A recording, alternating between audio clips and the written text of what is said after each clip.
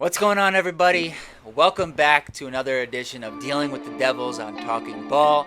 We are here to preview the Duke Cal matchup that will be this Wednesday night at 11 o'clock Eastern Time. It's going to be a tough one, JD. You taking naps in I'm going to need anticipation? some naps, but I'm just there'll be no dozing once the game is on. And I'll be psyched at 1 a.m. Eastern time to be live. Uh, we're looking forward to all of you joining us at 1 a.m. Eastern time. That was it. Oh, I thought you still had more. So, No, I was getting my naps in. oh, okay. Makes sense. Makes sense. Please like this video. It really helps us out. Let us know what you guys think in the comments below. And if you're new, subscribe to the channel. We're on our way to 2,100. We really appreciate everybody joining us here. So, Cal, they're 13-4. It's the third year for Coach Madsen. The Lakers' great Coach Madsen, Mark Madsen. He's a member of those title teams in the early 2000s. And he had played he averaged a few points a game. Okay. This is a team, they're 1-3 right now in conference play. Ken Palm, they do have a decent net rating. They're plus 10. They're 82nd in the country, 91st on offense, 80th on defense, 220th or so in tempo. So they're not necessarily, like SMU. They were very heavily skewed to their offense versus the defense. They're a pretty well balanced team. Right. This win, if they're number 82, is the thing that can get them closer to being a bubble team. Oh yeah, absolutely. This is a huge opportunity for Cal. They've had some close games. They had a really close loss. They're coming off a really close loss to Virginia Tech, which was on the road. They have a new group of players, but not necessarily players that are not familiar to Duke fans. They lost each year for Coach Madsen. I think it's been a little bit tough. He took over a program that had 3 wins the year before he started.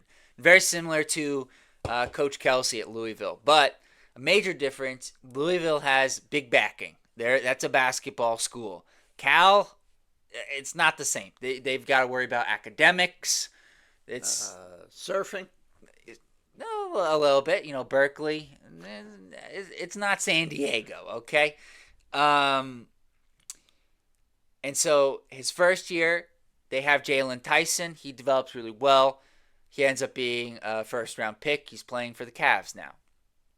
Last year, they bring in a couple of guys. They brought in Andre Stojakovic. They had a freshman in Jeremiah Wilkinson, who we saw last year at Cameron Indoor, and they were their leading scorers. Both guys transferred out. They're now playing big roles for ranked teams with Georgia and Illinois, respectively. And Coach Madsen finds new players. One of those players, their leading scorer, Day Ames, who played last year for Virginia. So we've seen him before. Another one of those players, Justin Pippen. We haven't seen him before, but he is the son of Scotty. Wow. And the brother of? Scotty. Scotty Pippen Jr. And then, in addition, Chris Bell. Chris Bell had spent 3 years with Syracuse. So we'd seen him at Syracuse. Last year, his role had kind of diminished a bit. He didn't play quite as well last year as he did his sophomore year, but he did play with Malik. So Malik's gonna have they'll have some familiarity with each other.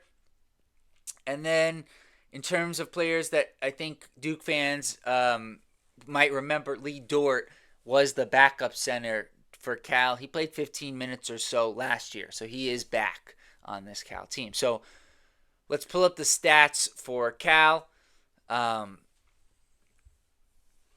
just scroll over. So Day Ames is their leading scorer at 18 a game. Justin Pippen is next at around 15. Chris Bell is after that at 14, and then John Camden, he's been around. I think this is his fourth school. Is their fourth leading scorer at 13 points. Lee Dort, their starting center at 8, and then there's a pretty big drop off after their starting 5 in terms of their scoring production. Two things that jump out at me, Jack. Yep. They shoot 80% from the free throw line Yep. as a team, and their turnovers are a shade under 10. The same two things I wrote down. They are a team that doesn't beat themselves. They shoot well from the free throw line. They don't turn it over. I think it says a lot about their coach, Madsen, that they've been able to instill a system where they knock down their free throws and they don't turn the ball over. That gives you a lot better chance to win games, especially if you're hitting the front end of a 1-on-1 and you're controlling the ball by not turning it over. This is going to be a very tough game for Duke. And as you've been previewing, for about a week now, that they're going out to the West Coast. That late makes game. Yep. I mean, the game starts at 11 o'clock Eastern time. It'll be 8 o'clock Pacific, obviously, but for the East Coast team, that's you're at 11 o'clock. I mean, these are college students; they're not going to sleep, but it's not a typical time for them to start a game. So they're gonna have to make an adjustment. I'm sure, knowing Duke, they're already out there. Well, they're already out there, and they're probably playing the game they're probably doing scrimmages at 8 o'clock. Yeah, to get used to that. Absolutely. And the other thing, they are not like a great offensive rebounding team. They're in the bottom 20% of the country. But interestingly enough, their last game against Virginia Tech, they had around double-digit rebounds, offensive rebounds. Wow. So they are coming off of a game, and they were challenged. That was one of the things I heard on the broadcast. They got crushed by Virginia. It seems to be a theme. Honestly, a lot of teams are being crushed by Virginia. And so Coach Madsen challenged them, and they responded. The other thing I got to point out, this is a veteran team. Day-Day Ames is a junior. Chris Bell's a senior. John Camden's a senior. Lee Dort's a senior. Then off the bench, Elich is a senior. Dorsey is a senior. They are a very veteran group, and I think that's helped them to come off to a pretty good start for this Cal team. They have as many wins right now as they did all of last season. Wait, there are two names here that I can't believe. Yes, Stefan Marbury II. He does not play, but he is on the team. Is he? Yes. Okay. And for bonus Jeopardy, if you could pronounce that one. I will not try because he's not playing. Now, the guy who did play is Montas Kosanas, who played in the Virginia Tech game and fouled out, but he's another big body for them. And the name that Jack can't do, I will appropriately butcher it. Yeah, go ahead. Jaquil Manyet Dutt. All right. Known to his friends as DMD. Run DMD. Okay, so that's the statistical roundup here on Cal. I think for Duke, the key is Ames. I know Pippen is averaging a closer amount of points per game, but Ames has really stepped up as a three-point shooter this season. He's the danger man as far as I'm concerned. He's the guy who can get going. Duke's going to, and, he plays the position that has given Duke problems, not just, this year, but over the past couple of years.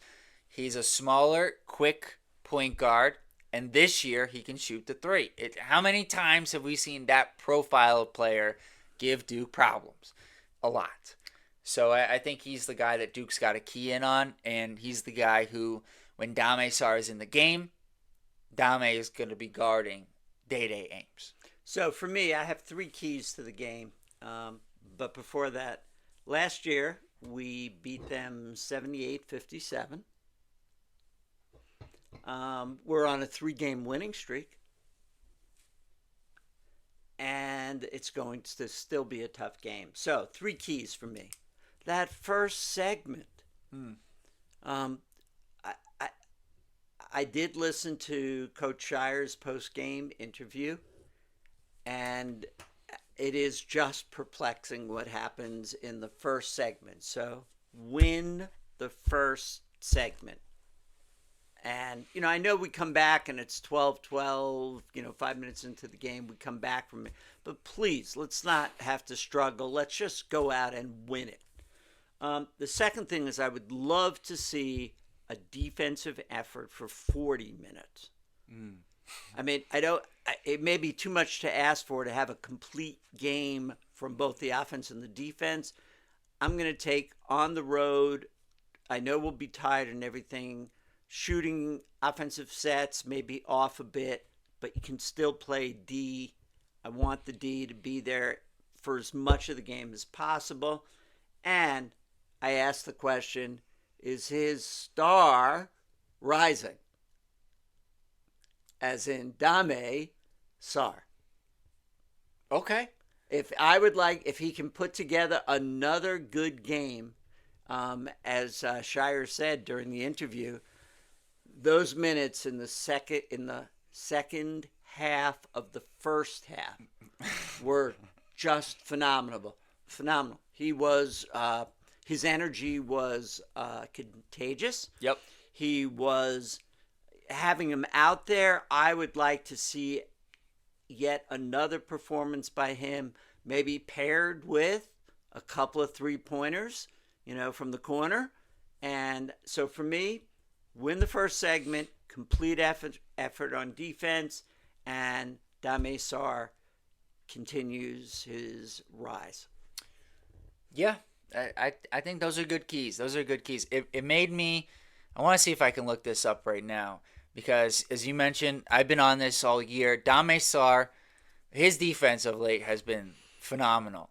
But the one thing that's been a little bit of a bugaboo for Dame is his shooting, not from the corners, and right. He has shot. Let's see if I can pull this up here while we're doing this. Maybe I can. No, wait. Yes, I can. So he has shot the ball from the corners much better than he has from above the break. And to illustrate that point, on his 3-pointers this season, he is 18 of 34 from the corners, and he is 2 of 22 above the break. It is remarkable what a big difference it makes. So much so that when we're watching the games, if he shoots it from the corner, I'm assuming it's going in. If it's above the break, it's not going in. And it's an interesting thing. Typically, guys who aren't as good shooters kind of struggle from above the break versus the corners. But I think for now, let's keep focusing on getting him those corner threes. One of the things, I watched Shire's his post-game press conference as well. And one of the things he said was, among a lot of things, because he gave us a lot more than he typically does. This one, wow, it was like he actually made the comment that you could always teach more from a loss than a win, and he actually characterized this game as, I'll take the win, but there's a lot to teach from this game. And he mentioned a lot of stuff that us as fans have been talking about in terms of consistency. You mentioned the start of the games. He was like, I wish I had an answer. I'm trying. You can tell I'm trying. I put out a different lineup. It's just not, he can't quite put his finger on it. He mentioned the defense. He's not happy with the defense. But one of the things he said is he said our offense is not helping our defense. And if we go back to the Lipscomb game, one of the things I kept saying was we had, Lipscomb almost had 50 points in the first half. And one of the things I kept saying was our offense killed our defense. We had 16 first half turnovers. So the one thing I'm not going to talk about anybody else, but the one thing I don't think we have touched on over these last 6 games, because there's the Duke team from the first 10 and then the last 6, and it's felt like not the same team, right? So I went through the numbers, and now in fairness, the first 10 games, there was 5 high-level opponents, 5 lower-level opponents. Okay? Where would you put Lipscomb? I think they're all right. They're since the Duke game, they're 4-2. They're not. They're better than the Than we 5 thought. teams. Yeah, and they're certainly better than the 5 teams Duke played the first 10 games. Okay. All right. First 10 games of the season, Duke averaged 10.2 turnovers. Okay? In the last 6 games, which is a little bit inflated because of the Lipscomb game, but not totally, they're averaging 14 turnovers a game. Not the direction you want to go in. And funny, I'll slip it in here because the very thing about Dame Sarr's build and his length, which makes him such a good defender, is also the lack of another 15 pounds or on that body. He is victim to getting it stripped as he drives On offense. on offense. Yes, yeah. But in fairness to Dame, he's not the big culprit of the turnovers. Okay. He doesn't play enough, quite frankly, to be the big culprit. He does lose the ball. It is a fair observation. So you might be sitting there saying, well, in the first 10 games, there was 5 games where Duke didn't play a high level of competition, so that's probably why the turnovers were low. And you would be right to say that, but not for that stat. Actually, the turnovers go down slightly to 10 in the 5 high major games if you just took out the other 5. But where that does come in is their assists. So in the first 10 games, they averaged 18.7 assists per game. And then the last 6 games, they're down to 16. But that number is inflated because they had a number in their weaker opponents. They had a number of games with 20 assists, and when they played the high level competition, they were more in the mid-teens. So to me, the turnovers have really they've been a part of what's going on defensively. And one of the guys who's been turning the ball over a lot more of late is our star player. It's Cameron Boozer. He's had a number of games of late with 3-4 turnovers. And at the beginning of the year, he was doing a really good job of being at 1-2 turnovers per game. So that's our second issue with Cam.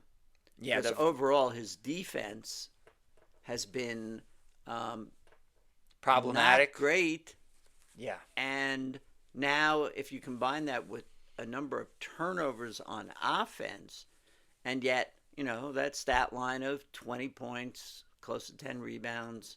4 assists, a steal, a block. Right. It's still there. It's still there, but it's not to say that you can't look at any player, even, dare I say, Cooper Flagg. We used to talk about his handle and his ability to control the ball. And so it's not that we're being hypercritical of Cam Boozer. It's like these are areas that, he can improve in. Yeah, and I haven't seen, again, I don't want to talk for other shows, but I haven't really seen anybody really mentioning that aspect of his game as much as we have, certainly in the last handful of games. And I honestly think if he's the best player of the team, he's the leader of the team. If he cleans up his turnovers and he plays with more, to me, it's more effort and intensity than it is anything else defensively. Because a lot of times we've kind of seen him kind of going through the motions. Yep. If that changes for him, it will change for the team. Because I think he can be a big impact on that. And then the other thing for Duke, I think they haven't been as potent from the 3-point line as I think I don't want to say for anybody else, but I thought they could be at the start of the year. Quick thinking about Cam without bringing up stats, I think he's actually been fairly good from 3. Yes. And, going back to his defensive performance combined with turnovers, combining those two aspects of his game suggests that it's a lack of concentration slash intensity, and fixing one may help fixing the other. True. That's a very good point. Um, Going back though to the threes for Duke, that's the one I think the turnovers and the defense are correctable. The 3-point shooting, um, I'm I'm seesawing on whether they're going to really improve as a 3-point shooting team. And the reason I say that is because for as of right now, and this can change. Like Caden Boozer and Hemenia to me are the keys for this changing, but I don't think as a team they've done a great job of getting into the paint and kicking out for shooters. Mm. There's not a lot of 3-point creation, which means, for as great as Isaiah Evans is, you know, a decent amount of time he's getting his threes off of screens or self creation. And so there's not a lot of drive and kick opportunities from this Duke team. And so I think a key is going to be, can we get more from Caden and from Nick? I think those two guys are capable of it. Foster, certainly. And then also Cam, depending on, this is not the defense or the turnovers, but I think depending on the matchup, we haven't seen a ton of, they're sending to, going back to the beginning of the season, I think we saw more of, and maybe teams are just doing this less in fairness, but the Tennessee exhibition, the Kansas game, there was a few more as well, for sure. Michigan State, where teams would send multiple defenders at him, and he would make a really nice cross-court pass. He did it in the SMU game once or twice as well, and I think that is right now, like, where if we're getting a three, that seems to be when we're getting our better looks, is when Cam's able to, draw multiple and then kick, and it's maybe not his assist, but it's the hockey assist, if you will. Right. But that's the one area where I'm not sure if Duke's going to be able to, because it's going to need to be development from a couple of guys. Well, as a team, I'll still give them hope for that, because as a team, we've been very critical of their free throw shooting until the game in which they shot 23 of 25. And then, so is it possible? Are they good shooters? Yes. Evans is, Evans is in just this other world when it comes to 3-point shooting. His release is so quick that you wouldn't know your pocket was picked in that amount of time. So I don't know. I still, it may be what it's going to come down to, Jack. There's games where we are hitting our threes, and there are games that we're just not. And shooting as a team around 37%. I don't know what we are. We're right around 35, 36%. I also think because we're not great at like the drive and kick game as of right now, maybe one of the alternatives to that is we saw more of it in the last game, posting up Pat. Because it's still funny to me. The time we did the most all year was against the biggest guy he was matched up against all year. And it was his best game. Yeah, and he played offense and defense. Agreed. So the thing I'm wondering, because Pat's a good passer, so if he is, maybe if he starts getting a number of buckets down low, maybe teams will send another guy, and then he can kick out as well, and we can play from there and hopefully get some more open looks. I don't think we've been generating a lot of good open looks. I feel like in the beginning games we settle for a bunch of threes, and then we get hesitant, and then it kind of mentally becomes a bit more of a problem. That's one way we could do it. And the other way that worked for us, even in the high competition games, was having Cam on top. Yes. And because Cam can look over, and he attracts so much attention. Like, as much as we've been critical of him for his defense and the turnovers, his offense has been carrying Duke.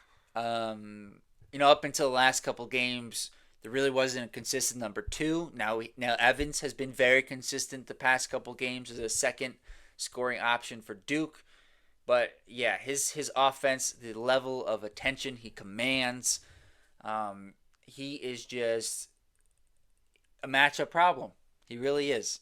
And teams, for the most part, don't have one guy they can have to guard him. They have to either let him score 30 when you have one guy and you don't double. Arkansas tried that, he had 35. Or you send two, which is not to give away any secrets, but what I would do and try to make other guys on Duke beat you. Probably just not Evans, right? So, yeah, I think individual players. Anything else you want to see before we get to our score predictions here? Yeah, I'm good. All right. Good. All right. For me, I'm going with Duke 82, Cal 73. I'm not there yet on this Duke defense. I'm going to need them to show it to me before I put it in a score prediction at this point. We're 6 games in. I think more of a defensive game. Duke will win. And their defense will be better. And so therefore I have this like at 75-65. Okay. And for me, for Duke, it's not there.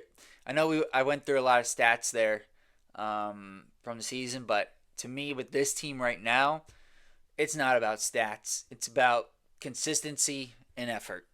They have shown flashes in like every game. I think that was one of the weirdest parts of the last game, is that each guy had really like somebody, I forgot who it was, maybe it was GMAD, said in the comments in the chat, like almost everybody had a really good moment. Not almost, everybody had a really good moment. And everybody also had a bad moment. And I think it was a perfect encapsulation of where Duke is right now, where they don't have the consistency. John Shire mentioned that in his post game. He's looking for more consistency from this team. They've got to be able to put together 40 minutes. Eventually, it's going to happen. It's just a matter of when, as far as I'm concerned. And I'm hoping we're going to find out late. Yeah, I was going to say maybe early Thursday morning on the East Coast here. We'll see. Those of you who can stay up late, really early Thursday morning, really late Wednesday night if you're on the West Coast. Until then, guys, peace.